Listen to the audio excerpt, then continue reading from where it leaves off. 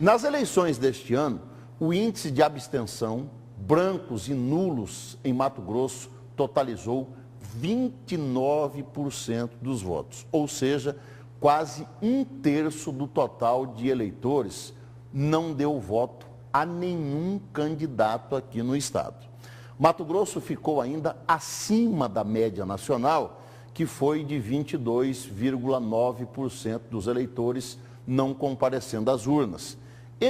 Estes números podem refletir o descontentamento da população com o atual sistema político? Será? É sobre este assunto a nossa reportagem especial de hoje, que você acompanha agora na reportagem de Tânia Halber.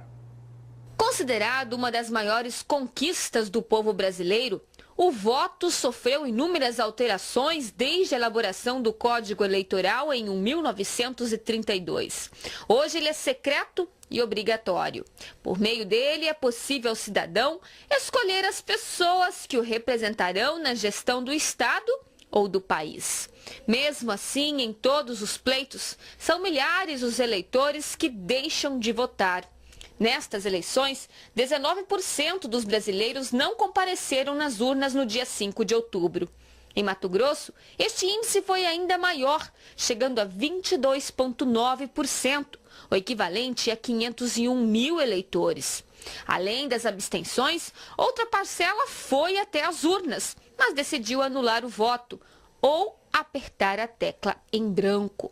Na votação para presidente em todo o país, 6% dos votos foram nulos e outros 4% brancos. Foi o maior número das últimas 3 eleições.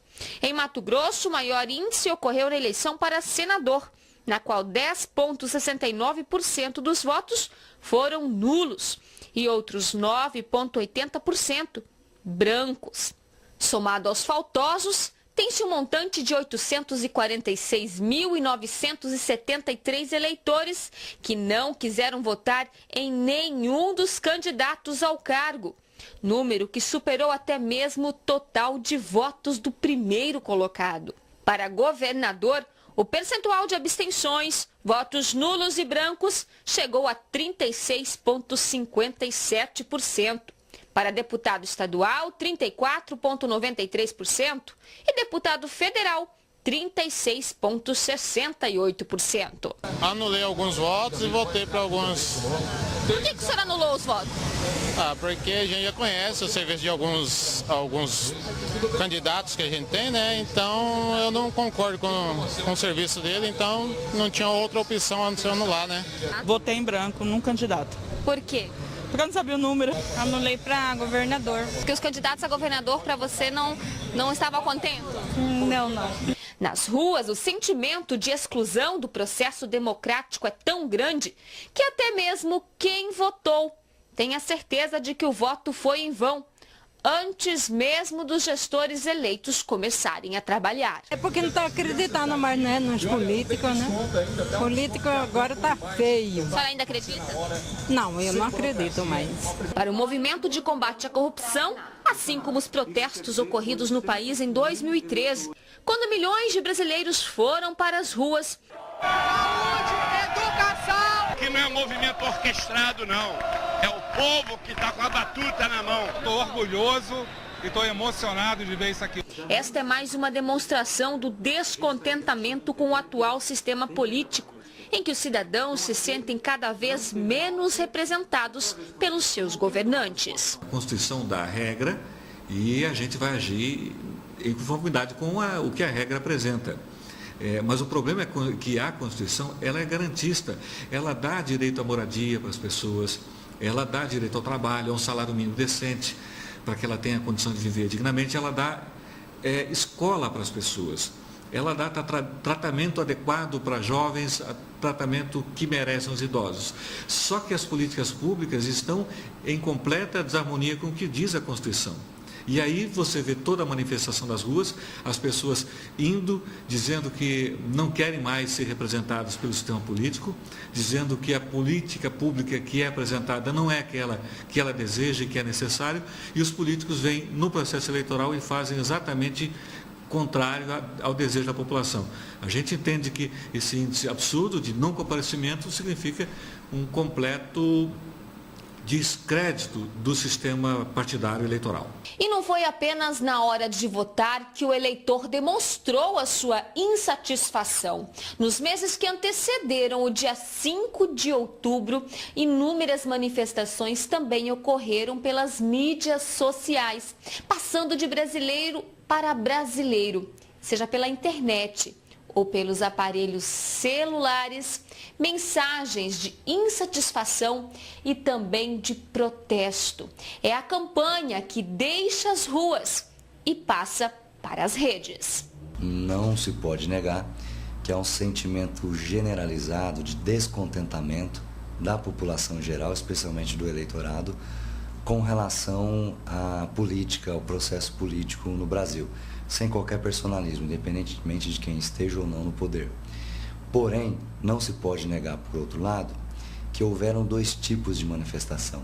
Aquela manifestação omissiva, aquela inércia, aquela abstenção, em que o eleitor preferiu não ir votar, como também aquela manifestação comissiva, por ação, através dos canais de mídia social. Para esta cientista política, apesar das tentativas de protesto, a ausência nas urnas, bem como os votos anulados e brancos, prejudicam o processo eleitoral democrático.